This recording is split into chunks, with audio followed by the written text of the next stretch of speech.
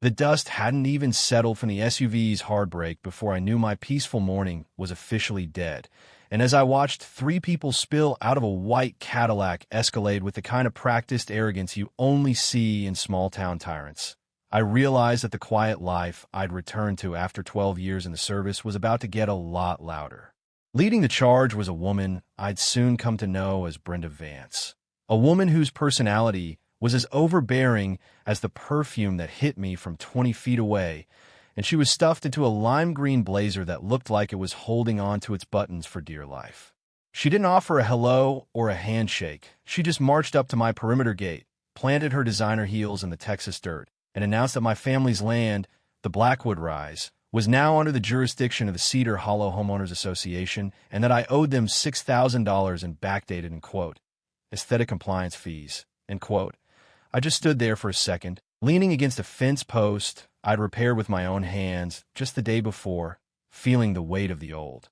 Shotgun slung over my shoulder, a tool for coyotes, not neighbors. And I told her as calmly as I could that my grandfather had owned this ranch since 1954, long before her gated community was even a blueprint in some developer's fever dream. But Brenda didn't care about history. She cared about control. And as she waved a gold leaf clipboard in my face and started talking about, end quote, uniformity, end quote, and, end quote, property values, end quote, I saw the two guys behind her, a sweaty, nervous-looking accountant type and a local hired muscle named Miller, exchanging glances that told me this wasn't Oppos. Just about a lawn being too long. It was a coordinated shakedown. The thing about people like Brenda is that they mistake silence for submission.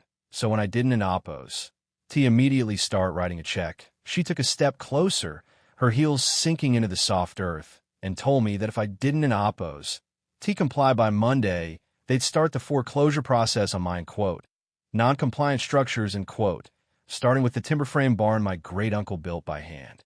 I felt a heat rising in my chest that had nothing to do with the sun, a cold realization that these people were wearing end Oppos.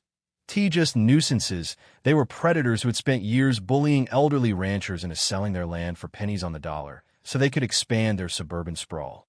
I looked her dead in the eye, adjusted the strap of my rifle, and told her that the only thing she'd be foreclosing on was a world of hurt if she didn't end Oppos. Get off my dirt within the next 10 seconds, and the way the color drained from the accountant's face while Brenda's turned a shade of purple that matched her blazer was the first real bit of satisfaction I'd had since I got home. They retreated to their air-conditioned tank, shouting threats about lawyers and, end quote, administrative seizure, end quote. But as their tires kicked up a cloud of spite-filled dust, I knew the war was just beginning, and I knew I couldn't in Oppos. Fight this one with just a gun. I needed to be smarter than the bureaucracy they were trying to bury me under. The next few days were a masterclass in psychological warfare, and it started with the, end quote, yellow rain, end quote, which is what I called the constant stream of violation notices they started stapling to every inch of my perimeter fence. Citations for, end quote, unauthorized livestock noise, end quote, improper paint hue on outbuildings, end quote, and even a notice for, end quote, visual pollution, end quote, because I had my tractor parked in my own damn driveway. They weren't end Oppos. just trying to find me. They were trying to exhaust me, sending code enforcement SUVs to idle at my gate at 3 a.m. with their lights flashing just to keep the dogs barking and me awake, a tactic I'd seen used in far darker corners of the world, but never expected to see in my own backyard.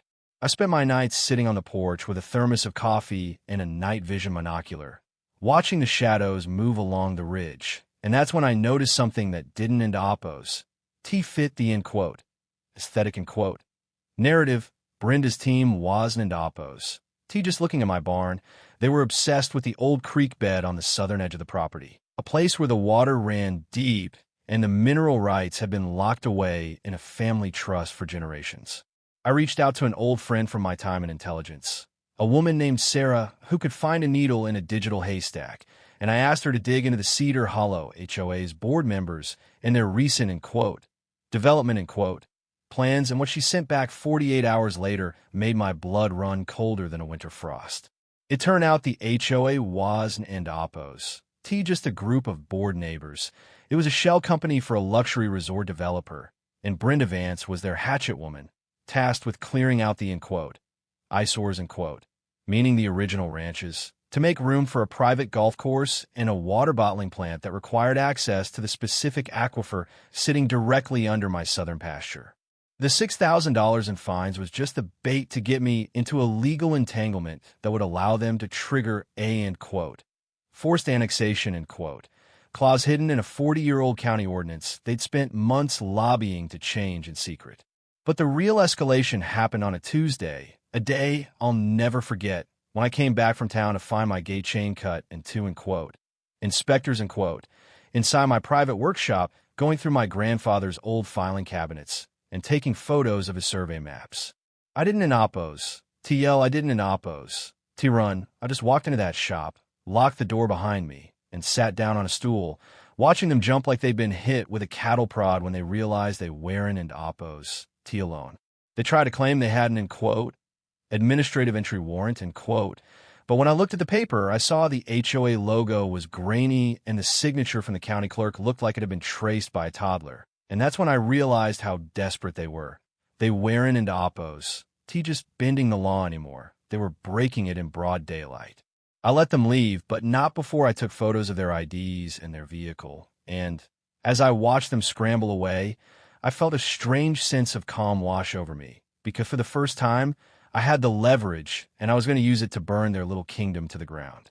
I decided to play their game, but with my own set of rules, so I went out and bought the smallest, most dilapidated lot within the Cedar Hollow gates, a quarter-acre of weeds that Brenda had been trying to hide from potential buyers, and I paid cash, which legally made me a member of the HOA with full voting rights and access to their internal financial ledgers.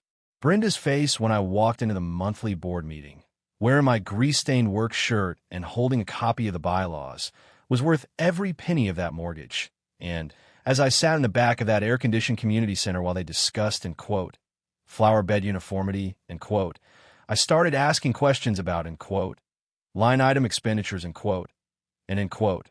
consultancy fees, paid to Brenda's husband's construction firm.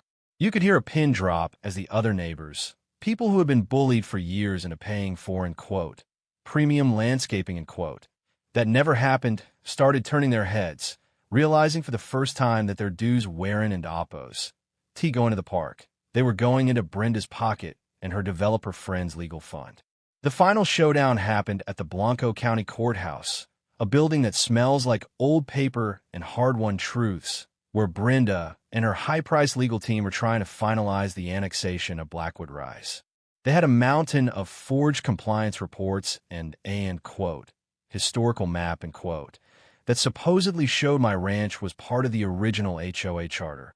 And for a moment, it looked like the judge, a man who looked like he wanted to be anywhere else, was going to side with them.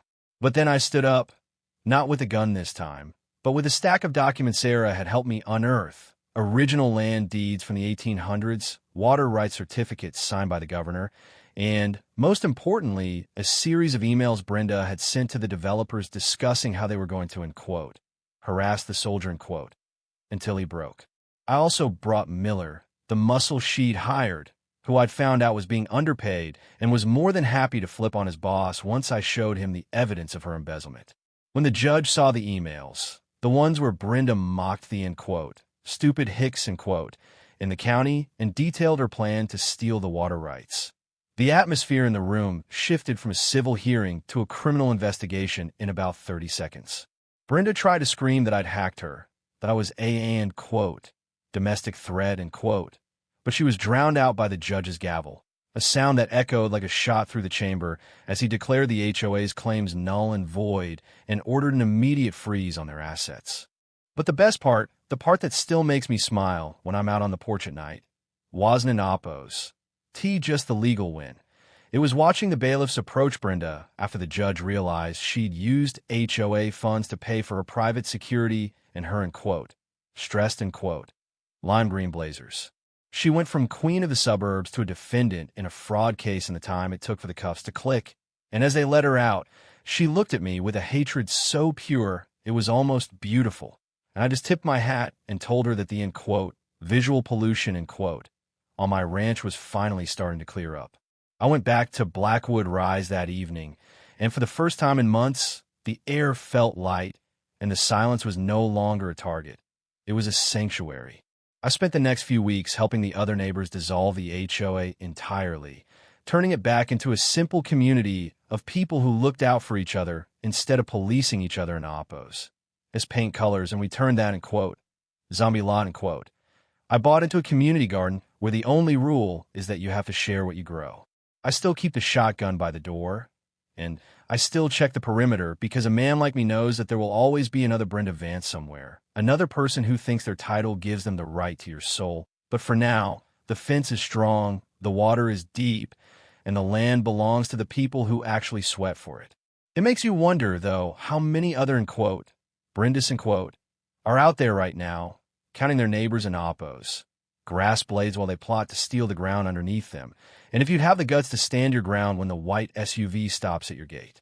So, what would you do if A in quote, Karen in quote, claimed your heritage was her property? Would you play by her rules, or would you make her regret ever stepping off the pavement? Let me know in the comments if you've ever had to fight a neighborhood tyrant, and don't forget to subscribe if you believe that a man's home is his castle, no matter how many clipboards they bring to the front door.